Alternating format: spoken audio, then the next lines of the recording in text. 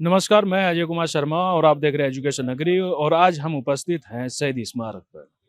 दरअसल इस साल में यानी कि शुरुआती दौर है और शिक्षक जो कि बच्चों को शिक्षा देते हैं, जो कि हमारे आने वाले भविष्य को उजागर करते हैं, वो लोग आज यहाँ उपस्थित हैं और अपनी मांग को तेज कर रहे हैं। दरअसल मांग उनकी है कि हमें परमानेंट किया जाए और कई तो यहाँ शिक्षक जो कि सेवानिवृत्त भी होने वाले हैं, मतलब कि रिटायरमेंट की तैयारी पर है।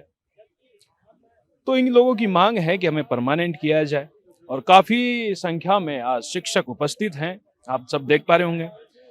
तो आइए इनसे बातचीत करते हैं और क्यों इनको इस आज जयपुर की धरती पर आना पड़ा, इस कदर यूं बैठना पड़ा और क्यों अपनी आवाज को यहाँ के बुलंद कर रहे हैं और किन समस्याओं से जूझ रहे हैं, इन सभी की सवालों का जवाब उनसे हम बातचीत करेंगे। आप लोग आज यहाँ आए हैं, आप लोग आज यहाँ आए हैं और किस संदर्भ में, आप सबसे पहले बताइए मुझे, आज यहाँ आए बैठे हैं तो किस संदर्भ में बैठे आज हम यहाँ बैठे हैं कि पैरा टीचर और शिक्षा कर्मी लंबे संघर्ष जैसे कर रहे हैं, 30-35 सालों से काम कर रहे हैं, लेकिन अभी तक स्थायीकरण नहीं कर रहे। सरकारें आती है, आश्वासन देती है, लेकिन परमानेंट नहीं करती है। और फिर वो फाइलों को इधर उधर कभी कह रहे हैं वित्त विभाग में, कभी के कार्मिक विभाग में, लेकिन कोई भी सरकार कोई सुनाई नहीं कर रही है। इसके लिए आज की जो लड़ाई है वो आर पार की लड़ाई है। और जब तक ये जो ठोस निर्णय नहीं होगा तब तक हम यहाँ से उठेंगे नहीं।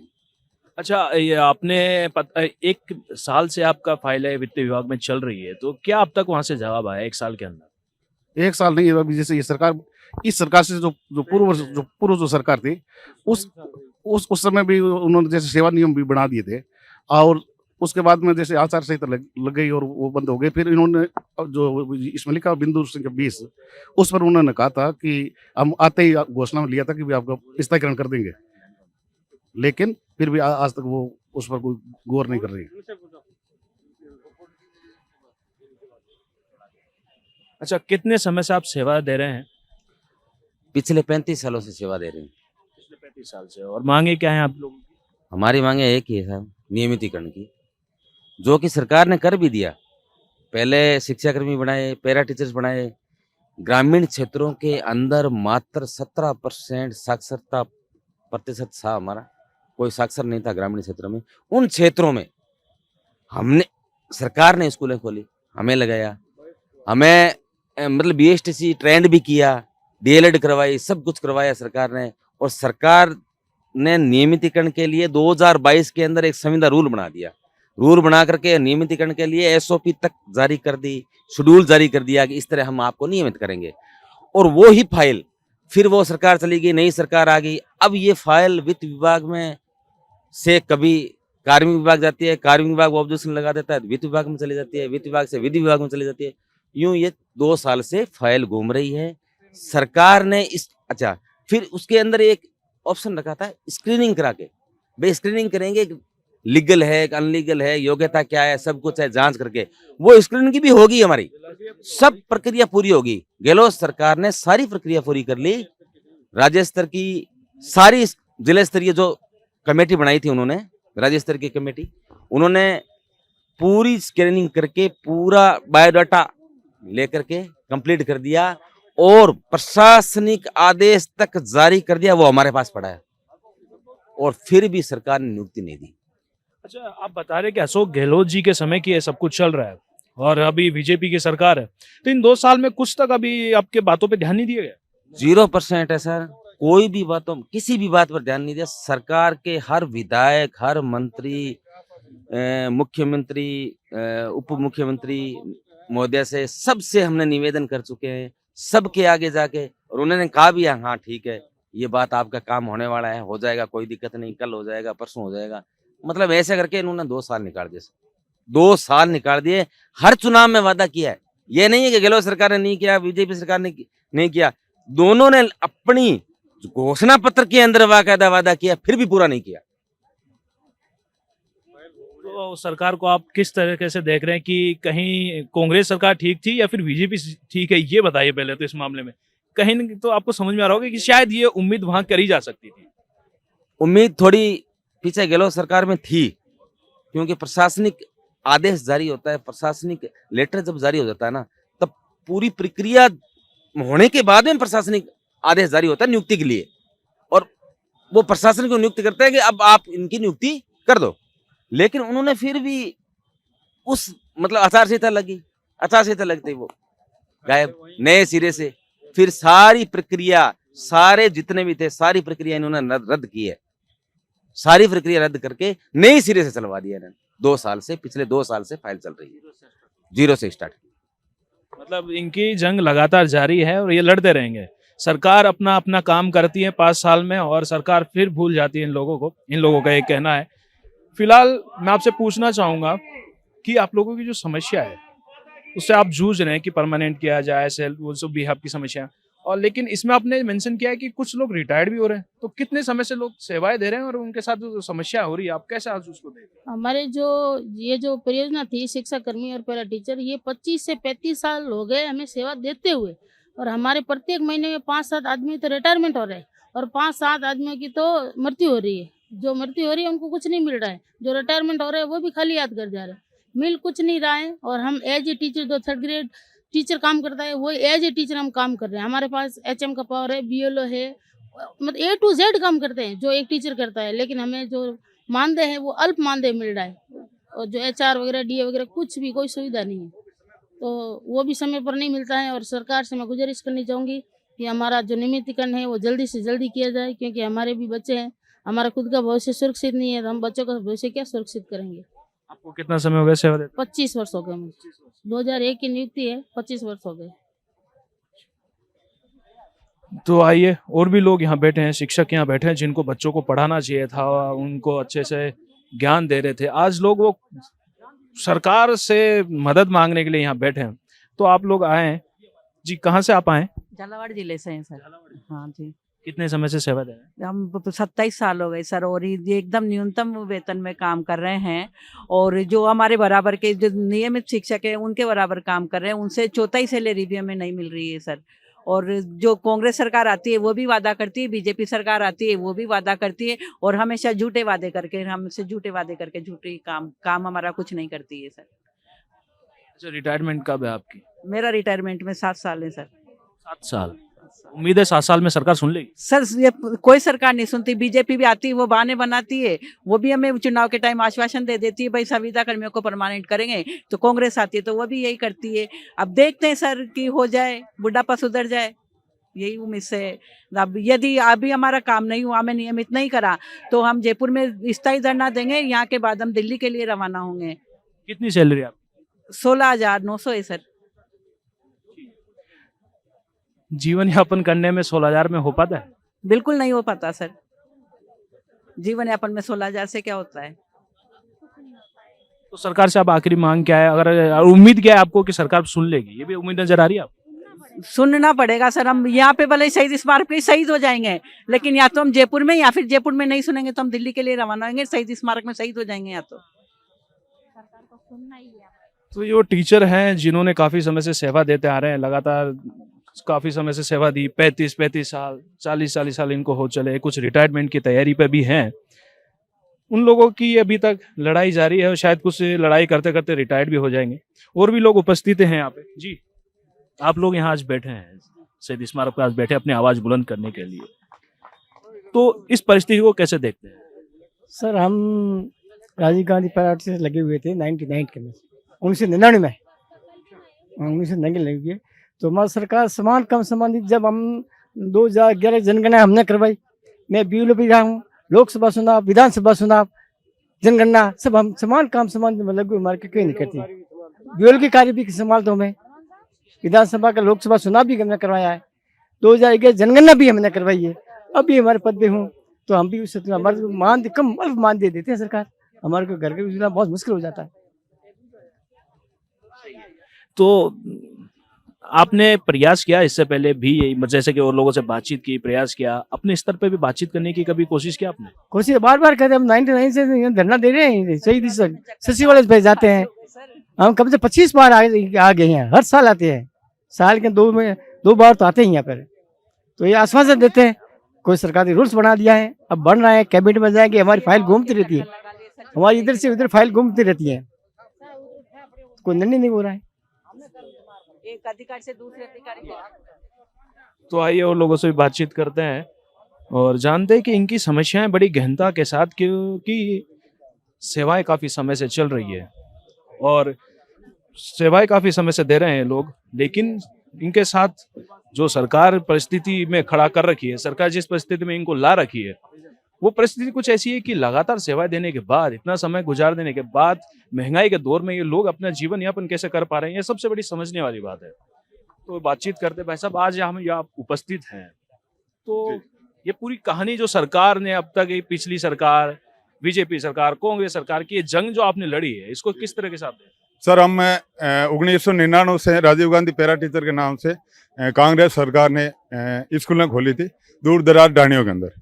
जो हमने एक 99 से लेकर आज तक शिक्षा की एक अलग जगह ही थी। हमारे पढ़े लिखे IPS RS अधिकारी बन चुके हैं, लेकिन हम दां के तां पड़े। हमारा इतना शोषण हुआ, चाहे बीजेपी गवर्नमेंट आई चाहे कांग्रेस आई। हमें योग्यताधारी भी है, हमें BSTC भी कांग्रेस शासन में हुआ था हमारा, लेकिन हमारा शोषण वही हुआ। हमें 18,700 रुपये मिलते, जिससे इस महंगाई के दौर के अंदर हमारा पेट भराई करना मुश्किल है। और हमारी एज भी हो गई, हमारे भाई से काफ़ी लोग रिटायरमेंट भी हो गए, कुछ भगवान को प्यारे भी हो गए। और हमारी इनकी चेहरे देखो, इनकी स्थिति देखो, क्या स्थिति है। ये बीजेपी गवर्नमेंट भी 2 साल हो गई हमें चक्कर पे चक्कर लगवा रही है। कभी DOP में फाइल जाती है, कभी विधि में जाती है, और कभी फाइनेंस में जाती है, और कभी हमारे वापस डिपार्टमेंट में आ जाती है। तो हमारा इतना शोषण हुआ, हम वो ही काम हम कर रहे हैं जो एक 3rd ग्रेड टीचर कर रहा। हम BLO का भी काम करते हैं, हम जनगणना में भी करते हैं, हम कोरोना काल में भी हमने काम किया। हमने सारे परिस्थितियां देखी, हमने सारा काम जो 3rd ग्रेड टीचर करता है वो करता है, हम करते हैं। लेकिन हमारा पैसों के नाम पे हमें कुछ भी नहीं मिलता, मतलब जीरो है, ऊंट के मुंह में जीरो के बराबर मिलता। तो इस जमाने के अंदर इस सरकार को आपके माध्यम से मैं कहना चाहता हूँ, आग्रह करना चाहता हूँ, निवेदन कि हमारी ये जो 9-10 हज़ार की गैदरिंग है, इनको आप परमानेंट करके और इनका भला कीजिए। क्यों भला कीजिए? ताकि हमारा जो परिवार है वो कुछ डेवलप हो सके। हम तो, हमारे जो पढ़ाई लिखे हुए हैं वो तो आगे बढ़ रहे हैं, और हमारा आर्थिक स्थिति, आर्थिक शोषण हो रहा है जो हम पीछे हट रहे हैं। आज की इस दौर के अंदर, इस महंगाई के दौर के अंदर 18,000 से कोई पेट भरे नहीं होते। हमारे से बेहतर तो वो है जो डेली की मजदूरी करता है, उसको भी ज़्यादा पैसे मिलते हैं। वो भी 1,000 रुपये पर डे का लेता है, तो 30,000 उसको भी मिलता है। एक सुप्रीम कोर्ट का आदेश भी है भाई, समान काम समान वेतन का, लेकिन फिर भी हमारी ये सरकारें न जाने कौन से नींद में सोई हुई है जो हमारी कोई सुनती नहीं है। हम 2 साल से लगातार इस सच्चे वाले के, इन मंत्रियों के, CM साहब के, सारे लोगों के चक्कर लगा चुके हैं, और हम थक गए। आखिर बार हमने ये धरना देना पड़ा मजबूरी के कारण। यदि हमारी सरकारें नई बात मानती है तो हम दिल्ली कूंज करेंगे, और ये यदि फिर भी नहीं मानते तो हम सारे के सारे इस्तीफा दे देंगे। अच्छा, अभी आपके यहाँ से कोई बातचीत करने के लिए गया है सरकार की तरफ से या फिर किसी भी मंत्री से मिलने? बुलाया, दिव्या कुमारी डिप्टी CM से वार्ता करने के लिए हमारा प्रतिनिधि मंडल गया हुआ है। देखते हैं, गवर्नमेंट सकारात्मक सोच रखती है तो अच्छी बात है, यदि नहीं रखती है तो हम आगे की रणनीति बैठ के बनाएंगे। आप भी टीचर है? हाँ सर, विकलांग है ये। सर जी हम विकलांग है, हमें 25 से 35 साल हो गए सर जी नौकरी करते हुए, लेकिन ये सरकार सुन नहीं रही है। ये हमारा न परिवार चल रहा है, न कुछ। हमारे पढ़ाए हुए 10 तो अध्यापक बन गए सर जी, और एक हमारे पढ़ाए हुए अभी एक IAS लगने जा रही है लड़की, समझ लीजिए। लेकिन सरकार हम लोगों को वहीं के वहीं रखी है। 18,000 में परिवार नहीं चलता है सर जी। अगर आज हमारा काम ये नहीं हुआ तो आज हम दिल्ली के लिए रवाना करेंगे, कूच करेंगे। इसके लिए पूरी सरकार जिम्मेदार होगी सर जी, समझ लीजिए।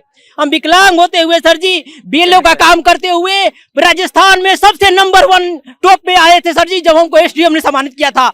लेकिन सरकार ने ये हमारी 18,000 पे ना तो हमारा परिवार चलता है, ना ही हमारे कुछ मांगे होती है। राजस्थान में नंबर 1 BLO के रूप में मैंने कार्य करके बताया था सर जी। मेरी पढ़ाए हुए लड़के अभी IAS लगने जा रही है, और 10 टीचर लगे सर जी, और हमारी दशा वहीं के वहीं बैठी हुई है। लेकिन हम अगर आज हमारी सरकारें मांग नहीं माने तो हम दिल्ली के लिए कूच करेंगे, 100% कूच करेंगे। यही हमारी मांगे। जय हिंद, जय भारत। मैं ये आपसे पूछना चाहूंगा कि अब तक आपकी जो लड़ाई है, इस लड़ाई में आपको कुछ समझ में आया कि सरकार क्यों अपना नहीं, सरकारें यहाँ से वहाँ फाइल, कभी वित्त विभाग में फाइल जा रही है, कभी वित्त मंत्री के पास जा रही है, कभी सचिवालय में जा रही है, यानी फाइलें गोल चक्कर में घूम रही है राजस्थान के अंदर। ये समझ में नहीं आता कि वो फाइलें कब तैयार होगी, कब हम लोगों की मांगे पूरी होगी और कब हम लोग नियमितीकरण होंगे। अगर हमारा नियमितीकरण नहीं होता है तो हम दिल्ली के लिए रवाना कूच करेंगे और सभी हमारे पैरा टीचर साथी, शिक्षाकर्मी साथी सभी कूच करेंगे। जय हिंद, जय भारत। तो ये वो टीचर हैं जिन्होंने काफी समय से सेवाएं दी, बातचीत की, बच्चों को समझाया, पढ़ाया, उनको अच्छे स्थिति में आज उनको खड़ा किया। कई टीचर बने, कोई आरएस बना, कोई आज बिजनेस कर रहा है, तो खुद सिर्फ जूझ रहे हैं एक छोटी सी वेतन, एक छोटी सी सैलरी के साथ। जी, आज आप भी इस जयपुर की धरती पे आए। सबसे पहले जानना चाहूंगा आप कहाँ से आए? हम बालोतरा से हैं, पश्चिमी राजस्थान से हैं और पश्चिमी राजस्थान से 1000 लोग इसमें संविदा कर्मी लगे हुए हैं, शिक्षा कर्मी और पैरा टीचर, जो ढाणी ढाणी गांव-गांव में पढ़ाई की अलग जगह रहे हैं। और जब हम शिक्षा के जो सचिव हैं, मुख्य सचिव कृष्ण कुणाल साहब, जब उनसे हम मिले थे तो उन्होंने बताया कि सबसे ज़्यादा जो शिक्षा का स्तर जो बढ़ा है वो आपकी वजह से बढ़ा है। तो दिल्ली में एक कॉन्फ्रेंस हुई थी, उसमें ये कृष्ण कुणाल साहब भी वहाँ गए हुए थे, तो उन्होंने खड़े होकर कहा था कि जो गांव-गांव ढाणी-ढाणी में जो पढ़ाई का जो स्तर, शिक्षा का जो स्तर बढ़ाया है वो शिक्षा कर्मी और पैरा टीचर ने बढ़ाया है। तो हमने कहा सर, तो हमें नियमित क्यों नहीं कर रहे हो आप लोग? हमें क्यों फालतू किस पे छोड़ दिया, 15,000 18,000 पे छोड़ दिया। अब हमने 35 साल हो गए और 18,000 पे अभी पहुंचे हैं हम। हमारा परिवार कैसे चलेगा? हमारे परिवार में बाल बच्चे भी हैं, माता पिता भी हैं, बुजुर्ग भी हैं, सब उनका कैसे खर्चा चले। लेकिन पिछली सरकार ने 2022 रूल्स बनाया। वो कब बनाया? जब हम 90 दिन 85 दिन इसी शहीद स्मारक पर कंटिन्यू धरना दिया था, गांधीवादी तरीके से दिया था। तब राजस्थान सरकार के जो मुख्यमंत्री अशोक जी गहलोत साहब ने रात को 9 बजे बुलाया सीमार में और उन्होंने हमारे साथ बैठक की, हमारा अनशन तोड़ाया और उसी दिन से उन्होंने कि हम आपका अच्छा करेंगे और ये नियम बना देंगे ताकि आपके हमेशा के लिए समस्या मिट जाएगी। उन्होंने 2022 का रूल्स बनाया नियमित करने के लिए। सरकार चली गई, फिर ये सरकार आ गई। ये सरकार आई तो इन्होंने वापस जीरो से प्रक्रिया शुरू कर दी।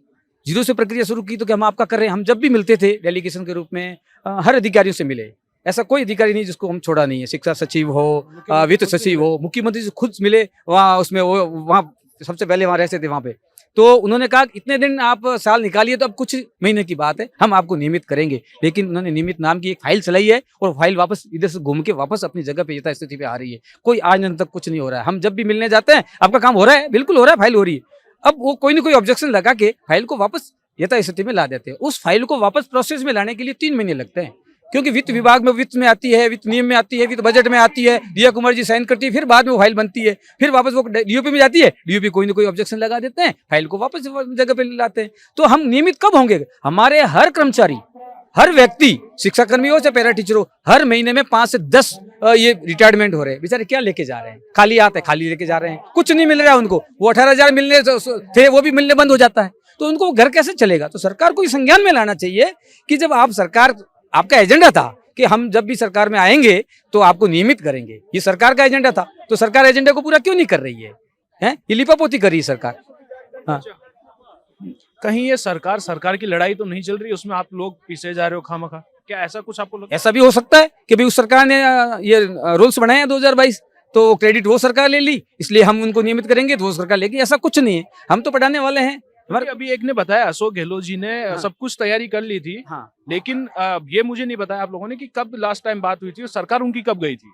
सरकार जब गई उससे 1 महीने पहले आदेश हुआ। अच्छा, 1 महीने पहले आदेश हुआ एडॉप्शन का। 1 महीने पहले एडॉप्शन का आदेश हुआ, जिला स्तरीय स्क्रीनिंग का। तो 8 तारीख को हुआ और 9 तारीख को हमारे प्रत्येक जिले पे स्क्रीनिंग हुई। 9 तारीख शाम को आचार संहिता लग गई, काम रुक गया, चुनाव हो गए, सरकार चेंज होगी। सरकार चेंज होने के बाद में उन्होंने वापस 100 दिन के अंदर ले लिया उस फाइल को। 100 दिन के अंदर जो एजेंडा लिया था सरकार ने, अपनी फाइल को भी 100 दिन में डाल दिया।